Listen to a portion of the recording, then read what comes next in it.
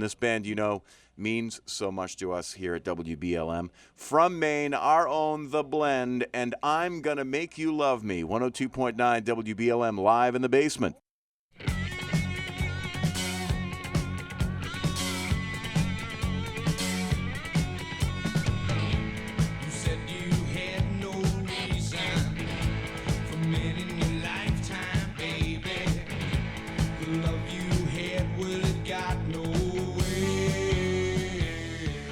We were driving over a bridge in New York City, and I'm Gonna Make You Love Me came on this radio in New York City, and I went, wow. You pick up some pieces here and there. I promoted the Outlaws, Grind a Switch, Marshall Tucker, Atlanta Rhythm Sections, 38 Special, all those acts came through. You know, here we are doing big concerts, you know, with big acts, but The Blend always, they were like, you know, man, you got to hear The Blend. The Blend's amazing. As the time went on, they were probably as good as anybody that I've ever seen, ever.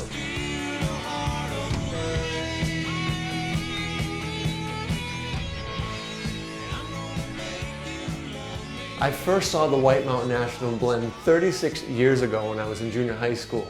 They made such an impression. I remember Jimmy's arm, his left hand going way up in the sky and would come crashing down on the Strat. They might as well have been the Beatles to me. Then I didn't see him for 4 more years. I heard Sweet Goody Two Shoes coming out of my neighbor's bedroom window. I go running over. I said, "Who's that?" He said, "That's The Blend on BLM." Sweet Goody Two Shoes. No one's gonna play with you. They were really the first band from Maine that ever measured up to all the other bands you heard on the radio. And when I was 13 years old living in Augusta and I heard about this band, that they signed a deal with MCA Records, and it's like, nobody had ever heard of this before coming out of Maine. As far as lasting legacy, nothing touches The Blend. You know that this train, she riding straight through Boston on down to Baltimore. It takes me where I'm going, but then back to my front door. We were big fish in a very small, relatively small puddle, but we were bigger fish in this puddle than I ever realized.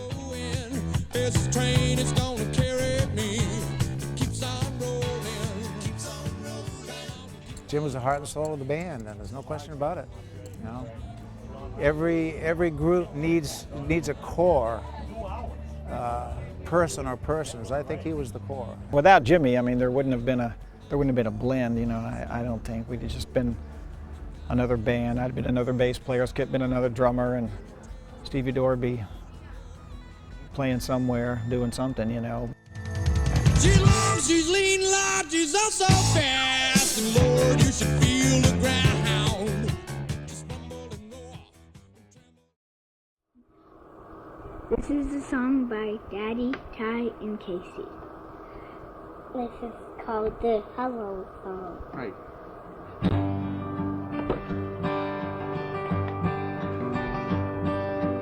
How do kitty cats say hello? Meow, meow, meow, meow, meow, meow. And it was almost like right away, you just knew that JD was one of those nice guys, you know. Warm, human, loving, caring. He had that smile that when he was smiling at you, you just felt like you were the only person in that room. My best friend in my whole life. Never met anybody like him, ever. He made me feel awesome all the time. He's like my brother. He's closer than my brother. There's not many people that you can say this about, that he's a person you think about, you know, as time goes on.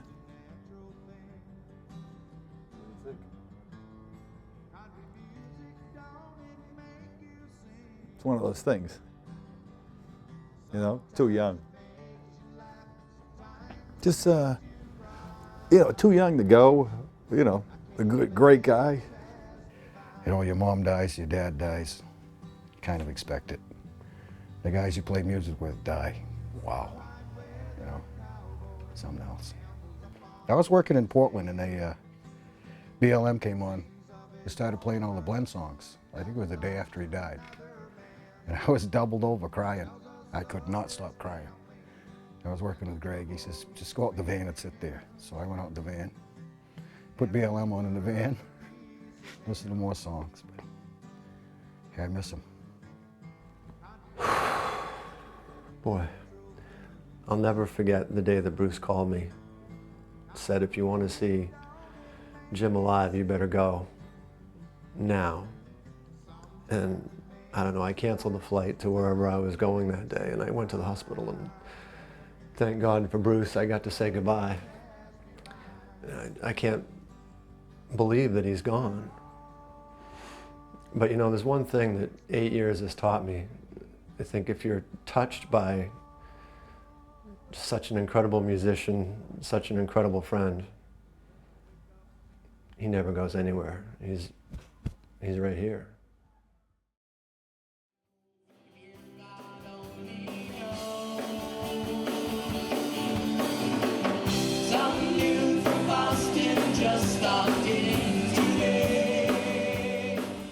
He left us all just a big suitcase of songs that we can continue to play and think of Jimmy when we play.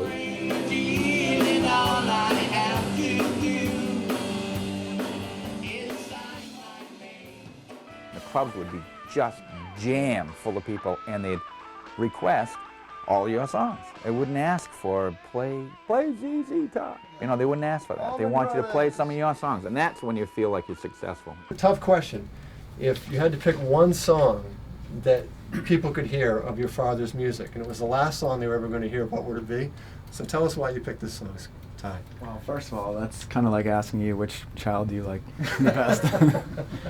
He wrote so many different kinds of songs, and country songs, and love songs, and protest songs, and of course, one absolutely epic rock and roll song.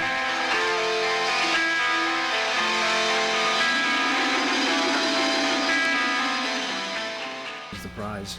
The Prize. The Prize. After seeing those guys just shred on electric guitar, it was a way for me to learn the licks. So I went home and I picked up the Anytime Delight, and I started learning the lead guitar for The Prize, you know, and all those little, where they bend the notes, you know,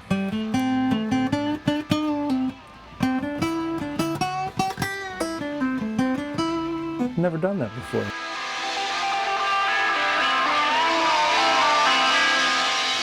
Well, basically I'm an animal lover, and I don't really believe in killing for sport. And the song brings out the fact that the kid thought that he was going, or the hunter thought that that's what he went for.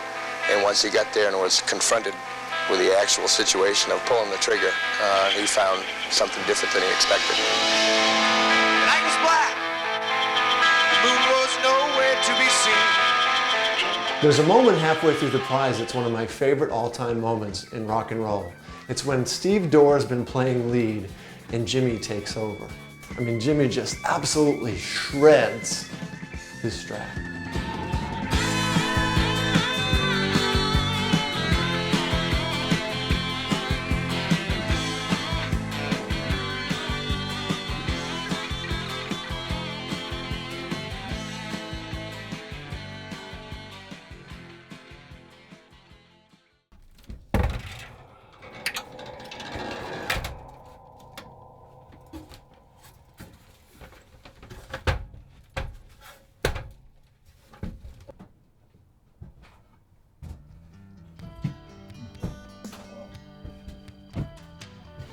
You know, Jimmy used to tell me he was content with what he'd accomplished in his life. He had a beautiful wife, he had 2 great kids. He used to say, my best friend lives down the road. I play music whenever I want to. But me, the fan, I've never given up the dream that Jimmy's music's gonna get rediscovered someday soon. Are you kidding me? Holy shit.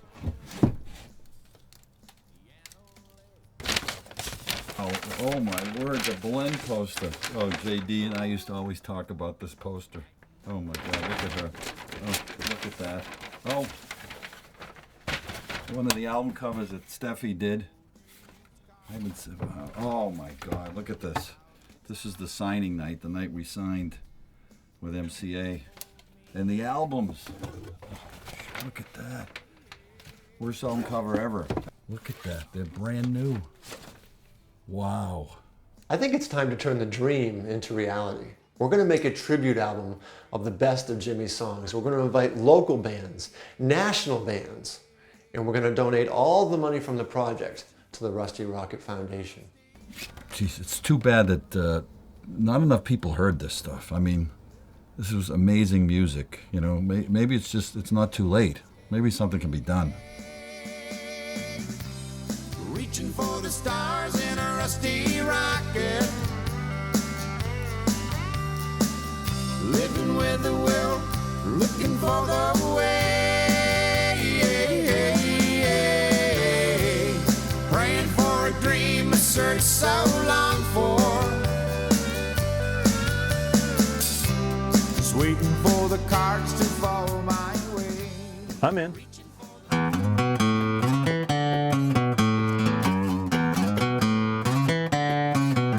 I'm in. We're going to do Foolish Heart.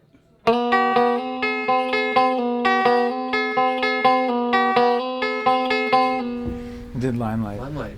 Why Limelight?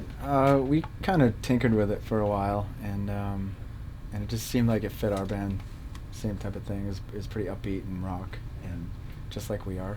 One of these days I'd like to take a crack at Can't You Hear Me?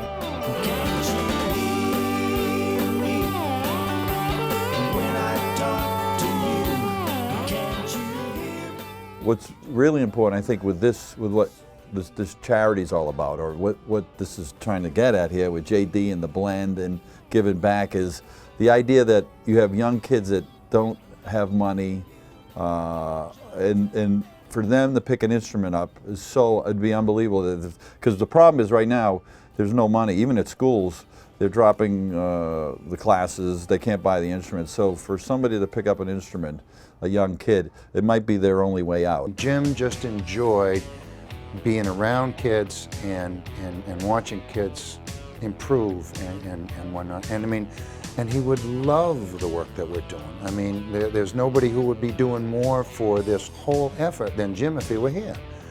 You know, I mean, he would be, you know, helping to set the equipment up at the show. He would, you know, be there helping to sell tickets. He would be helping design the poster. I mean, he would do whatever it took to make sure the thing was going to be successful. And he would have pitched in just like the rest of us and done whatever needed to be done. Lately I've been thinking and doing a little drinking, lie awake at night. There's nothing I can do. Girl, I've got this burning. Can't you feel this burning? I don't know what to do.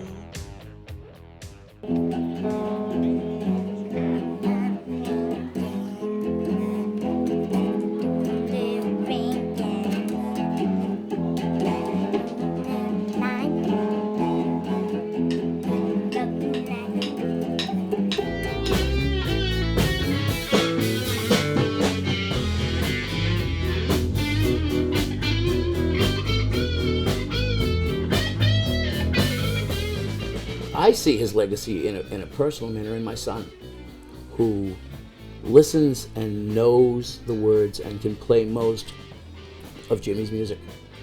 And to him, Jimmy is the Beatles.